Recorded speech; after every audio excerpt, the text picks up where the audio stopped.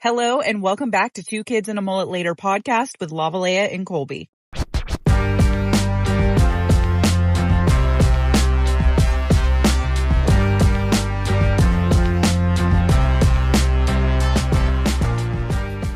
Hello and welcome back. Today we are going to be discussing who comes first, your partner or your kids. I feel like anything that involves people's kids becomes pretty controversial. But let's start from the beginning. When you become parents, your relationship changes exponentially. You are definitely not the same people that you were before you had kids, because I feel like me and you are very different people than we were before our children, and the way that we have to handle things is very different. Once you have a kid, I mean, you've done brought another life into the world, and now any normal day-to-day little situations, I mean, you also have to consider them as part of the fucking whole ordeal that's going on in life. Before you have kids, it's like you're able to put all of your effort, all of your attention into your partner, and then kids come along and now you're having to kind of cut that up and disperse. Yeah, I was trying to find disperse, but I was thinking decipher for some reason. You have to disperse it out. Sometimes people don't know how to do that equally. Another way it changes is that, like, everything that you do now, you have an audience, and that audience is your children who are using you as an example for how they're going to become in their adult lives. So you have to take that into consideration with how you act, how you speak, and all of that. When me and Colby first got together before we had kids, we used to say a lot of things out loud that were very explicit. Now we have to do code words. Now we have to whisper. Now we have to do the little hand thing. You know, like it's like you can't fully express certain things sometimes in front of your children. You almost have to like use it as like obstacles that you have to work around and like figure out how to still express those things without just totally getting rid of them. But the main thing is, I mean, you still want to show your partner the same amount of love and attention that you were before. Yeah, like you said, you still got to break it up into the kids and all this shit now, but you don't want anybody to feel left out. And that goes for both your partner and your kids. The way I see it is that, like, you are the center of my universe, and the kids are kind of a product of that. Does that mean I love them any less? Absolutely not. Of course, I would do anything for my children. But at the end of the day, like, Colby is the reason why I have my kids. Ain't much to say except you're welcome. I'm just your ordinary demigod. Demidad. Basically what I'm saying is, for me, once we had kids, it wasn't like, okay, Colby, I'm done with you. Don't need you anymore. Your job here is done. Because our kids came from like our love and our partnership. You also got to keep in mind that your partner's there for life. Your kids are only there for a little while till they grow up and they want to start their own families. Because once they leave, now it's just you and your partner again. It's okay for you to feel like your children are super important and you love them with everything you have. But I don't think that that makes it fair to your partner if you put them above them and then just totally disregard your partner. And I also feel like it's a respect thing also. Like if you don't hold your partner on a higher pedestal, your kids are going to notice that. And if you're constantly always putting your kids first, your kids are going to start to not really show respect for the other parent because of that. And that's how people start to drift apart, because it's like now you're not showing that partner any kind of attention because everything you have, all your energy, all your emotions are going into your kids. And then your partner feels left out. Yeah. Forgotten. Left in the dust. Kicking rocks. Your partner feels left out. That's going to start arguments. That's going to create a toxic environment for your children.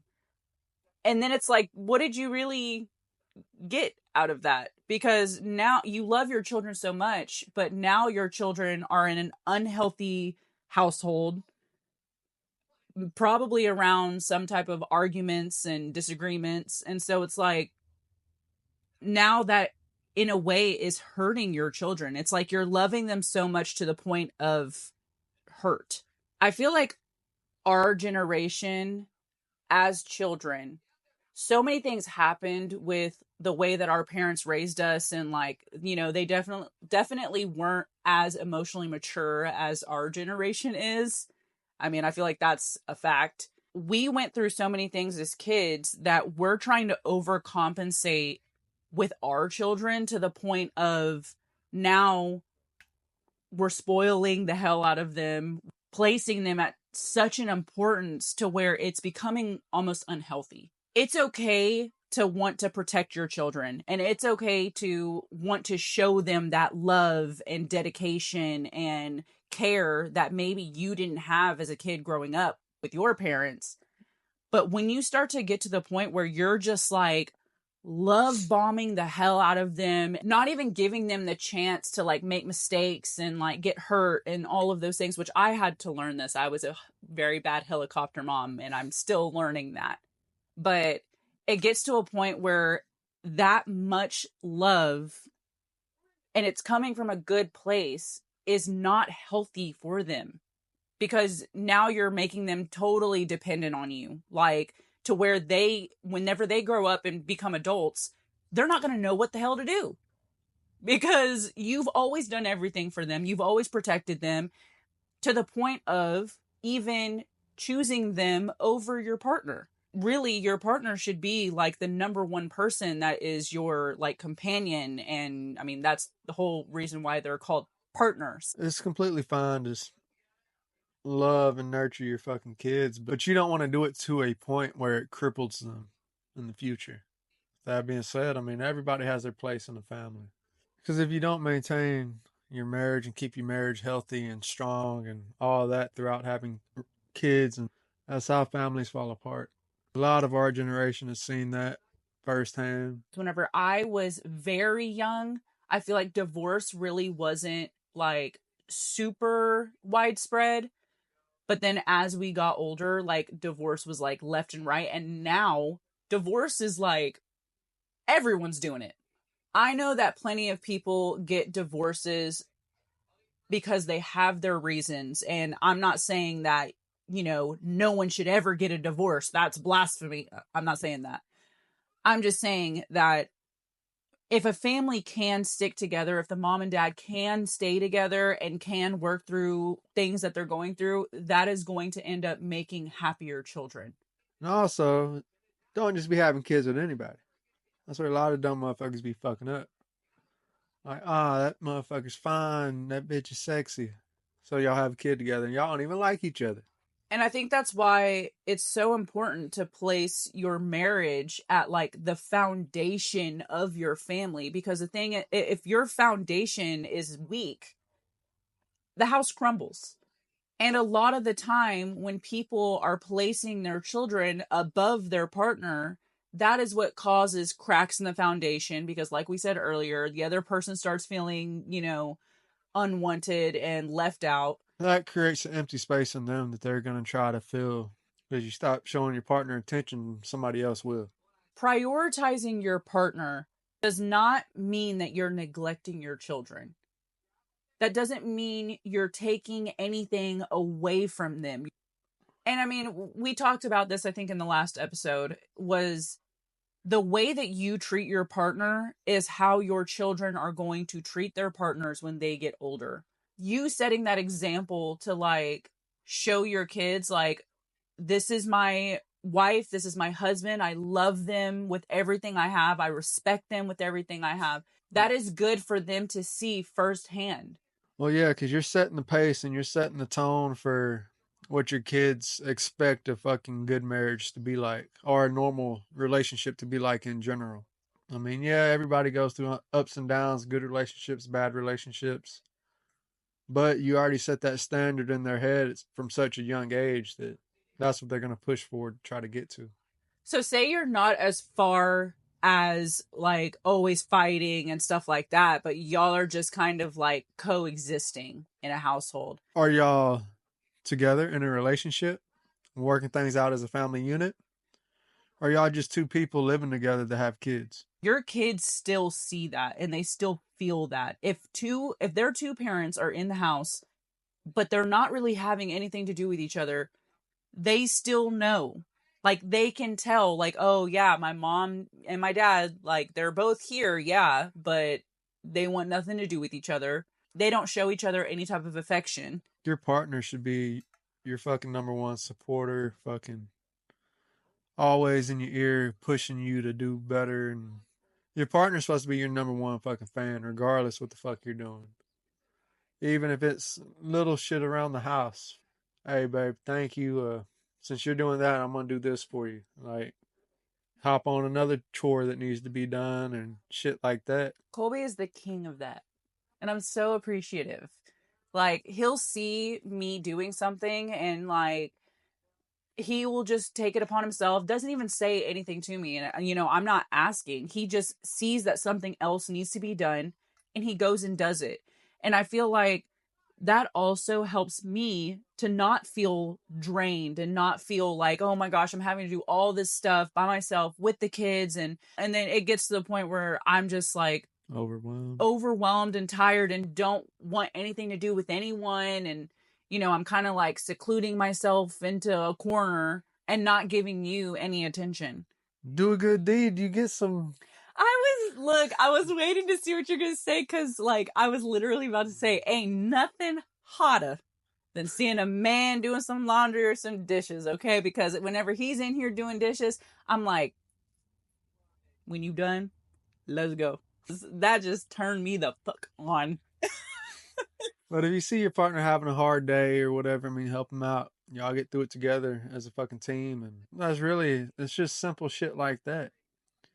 You don't want to sit there and watch your partner struggle in life. Like, motherfucker, lend a motherfucking hand, help out. I feel like sometimes the person who is putting the kids first, they're not even really choosing that themselves. It comes to a fact of like, they're having to do everything for the kids and they have no support. They have no help. So it may seem like they're only like all they're worried about is doing everything for the kids and don't want anything to do with you. But if you were to help support or just help out with things with the kids more, or help out with, household chores goes along with having kids, because no matter what, at the end of the day, your kids, you can teach them the respect all you want. You can teach them to do chores. Your house is going to be messier with children than it ever will be if you are just two people together without children. The chores and the sports and the putting the bedtime routines and all of that, like that goes along with having kids. If one partner's constantly dealing with everything with the kids, everything with the house, of course they're not going to have time for you. Once again, fucking help them motherfuckers out. So now y'all can create time to be together. I posted a video on TikTok and I was basically saying that even after my husband works, or the fact that my husband has a full-time job, he will still come home and help me with household chores. And he will still take it upon himself to just like lighten my workload here and there without me having to ask him. And he never uses me being a stay-at-home mom against me to say like, I don't need to help you. You're home all day, whatever. That's a whole nother conversation we can get into at another time. But the amount of men in my comments that were like so angry, they hated it. But I had a few comments that stuck out to me where it was other men on the other side saying, I help because the more that I help her leaves more free time for us to be together and for us to do things that we both enjoy. First of all, to any men, if you were that man and you're listening in here, I hope your marriage, and I bet it is just fruitful and beautiful and flourishes, because that takes such a great amount of love and care to want to step in and be like, I'm going to help you do something so that way me and you can take a break. together. Yeah. Well, that's also a thing. A lot of these dumbass dudes don't realize is being a man ain't just fucking paying bills and all this other bullshit, bro. A man helps in every way possible for his family, for his kids. It doesn't matter. It's not just about paying fucking bills. Can't even call them men fucking boys. Like, that's the type of boys they are, because you're just saying that shit because you're lazy and you don't want to help your fucking girl out. That's all that fucking is. Fucking laziness. Those type of men love to talk about how hard they work, and then to make it seem like it is just so hard to help do some dishes and help do some laundry. They scream it from the rooftops how easy stay-at-home moms have it. Like, you just have to do laundry, you just have to do dishes. Then why is it so hard for you as a man to come home and help? Yeah. If you're such a hard-working man and you're so strong, and they'll say it till they turn blue in the face. It's the principle. It's the principle that she's home all day and I'm at work all day. Okay? The other principle is you're a bitch. Those men are the same men who wonder to themselves or complain about it on the internet. Why doesn't my wife want to go to bed with me? Why doesn't my wife, flirt with me anymore? Why doesn't my wife want to talk to me? Why, all these things. It's because you're like, she doesn't see you as a team player. She sees you as being selfish. So why would she want to do any of those things? Like you were saying, the support matters.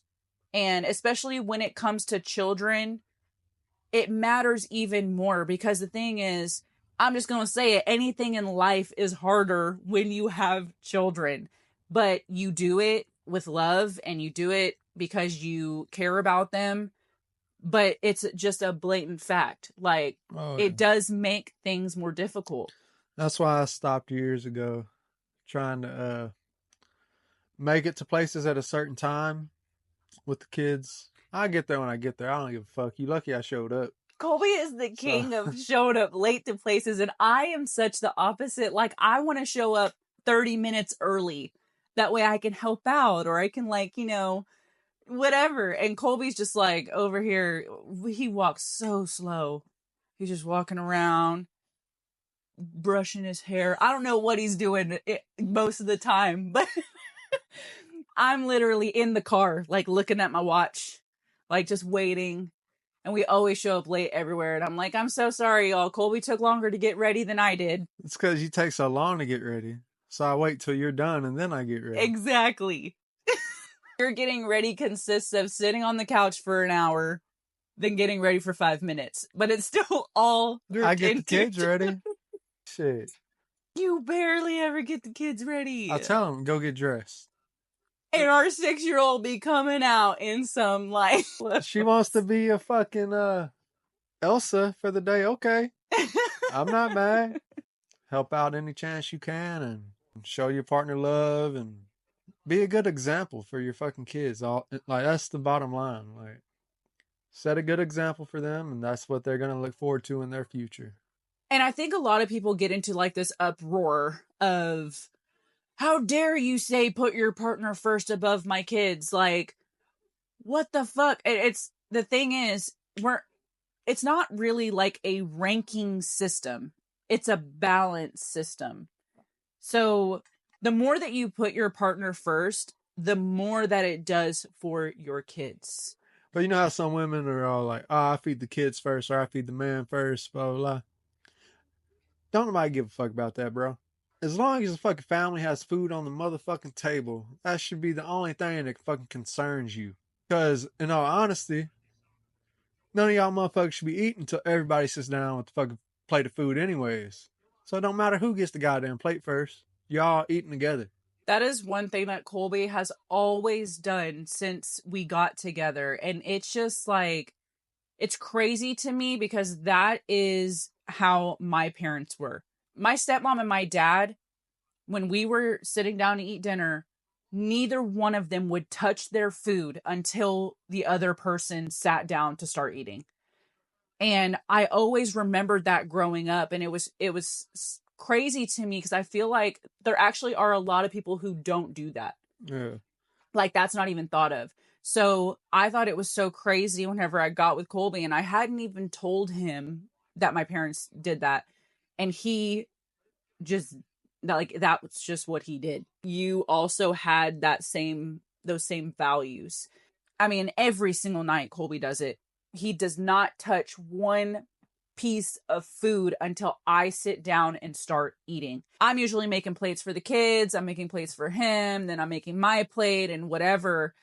And the fact that he waits for me to sit down, I feel like just shows me the utmost respect, to show that, like, you did all of this for us, and I'm not going to enjoy it until you can enjoy it too. And the fact that I know that our children are going to know that he always did that.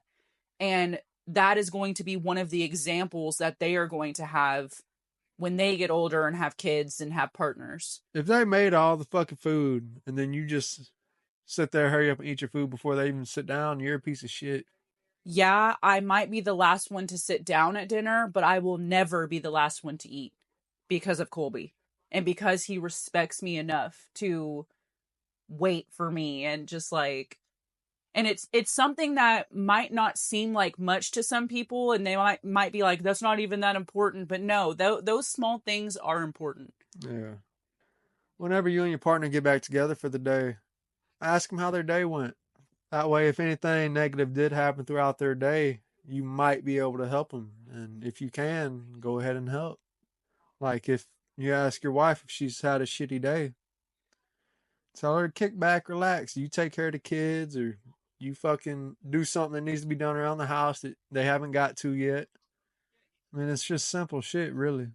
Kind of referring back to the argument of, if I work all day, why should I have to come home and help you with household chores and things like that? Those are not only her duties. You live in the house too. Those children are your children together. And a lot of those things are surrounded around the fact of your children. Helping out with the kids' homework, helping out with making sure they get baths and brush their teeth and bedtime routine. And if you're not helping her do chores, the least you could do is help with those things. Because if she's having to do everything like that, she is not going to have time for you. And then you're going to be left aggravated and annoyed that you're not getting the attention, but you have to help give her space to give you that attention. And the same, if your man needs some fucking help, get out there and grab a goddamn weed eater, cut the grass. I can't even say shit about that because I would do that. Yeah. If Colby needs help outside, I always go out there and help him because like we've been saying, we're a team, like we're a partnership. There is really no gender roles when it comes to helping out with things in your home and with your kids. Everything that goes on in your home creates the environment for your children. It's really not an issue of, well, that's your job, like I'm not going to do it because you should have done that. You should just want to create a safe and nurturing and clean environment for your kids, which falls on both of your shoulders. It's not just one person's responsibility for that. But I think it's really good for you to not completely lose the people that you were before you had kids. Yes, things change and you do have to kind of figure out how to do things a little bit differently, but you should still keep that same spark that you had. So, and that can be shown in a lot of different ways. Yeah, you might not be able to like get bent over on the couch here and there because, you can't be doing that. But there are different ways for you to find to keep things exciting. Whether that be getting a babysitter fucking for one day, like one night. Y'all go out, have y'all's time together, enjoy each other's company. A little break's better than nothing at all. So definitely make time for yourselves. There has been times where me and Colby have gotten a babysitter and we literally didn't do anything. We just got a hotel. Like, that was it. Just to, like, get into a different environment, like, spend some time together, kidless, and not have to worry about anything with the house. And we were able to go decompress as partners. Because I think it's super important to still be able to have those adult interactions and those adult conversations. Don't forget how you got them in the first place. If one partner's starting to feel a little left out or start to feel like the feelings aren't there as much as they used to be, speak the fuck up. Say something. Closed mouths don't get fed. You feel some type of way, let your partner know so that way y'all can fucking work on a situation to fix it. Because it could be as easy as, okay, let's pretend it's a husband coming to his wife and being like, hey, I kind of feel like you've forgotten a little bit about me. Like, I'm kind of just back here on the sidelines. And she could speak up and communicate, well, I've just been so tired lately because I've been having to take our kids to soccer practice every for 3 days a week, and I'm having to come home and cook dinner, and I'm having to clean up after dinner, and I'm having to do baths, and then I'm not getting in bed till 10 o'clock, and then I'm having to wake up at 6 to take them to school. Like, she's overwhelmed. And then you can easily take that information and be like, okay, well, instead you can take them to soccer practice. Maybe a couple days a week I'll cook dinner, or I'll pick up dinner, and I'll do bath time. That way you can get in bed a little bit earlier. Like, make it into to where y'all can figure out something to help the situation. It could easily be just like a little tweak of a schedule or a little tweak of help here and there, to where now she does have the energy and she does find that like spunk to be like, okay, I'm not just like trying to keep my eyes open all the time because from being exhausted. I can actually make the time to do those things that are fun and enjoyable for both of us. In all honesty, one partner ain't better than the other. Regardless if one works, one don't. If both of you work, that shit's fucking irrelevant. Designating that time to be alone and to be kidless and just like let all those adult feelings out is very important. You can still keep up that like flirty mentality. Like, me and Colby send each other some very questionable texts, and I still send him pictures here and there and stuff like that. I just feel like that keeps the spark alive. Not getting complacent with your relationship. Complacency can fuck you up in a bunch of different ways, not just in the relationship, but within everyday life in general. Keep looking for new ways to have fun with a new hobby y'all have, a new project y'all want to work on, just anything. Go out, have fun together as a couple, and enjoy yourself. You need time to have that adult fun together. That doesn't mean just totally forget about your kids and never go out with your kids. Like, don't take what we say and take it to the far end of the spectrum. We're just saying make time for each other. Make time for that one-on-one interactions and the adult only fun. So yeah, of course, love your children. They need to be important in your life, but don't forget about your partner in the process, because again, the whole reason why you have those children was because of y'all's relationship and y'all's partnership. The more respect that you have for your partner, the more respect is going to be passed on to your kids through that. Set good examples and help the fuck out. Fucking simple. Thank y'all so much for watching and listening this episode. Of course, we will be back again next Wednesday with another one. If you listen to our podcast, it would be so awesome if you could take some time to write us a review on the podcast. Let us know what you think. Give us 5 stars, hopefully. And if you're not following us on TikTok or Instagram, you can find us at 2 Kids and a Mullet later. But all right, we'll see y'all next time. Bye. Fuck out of here.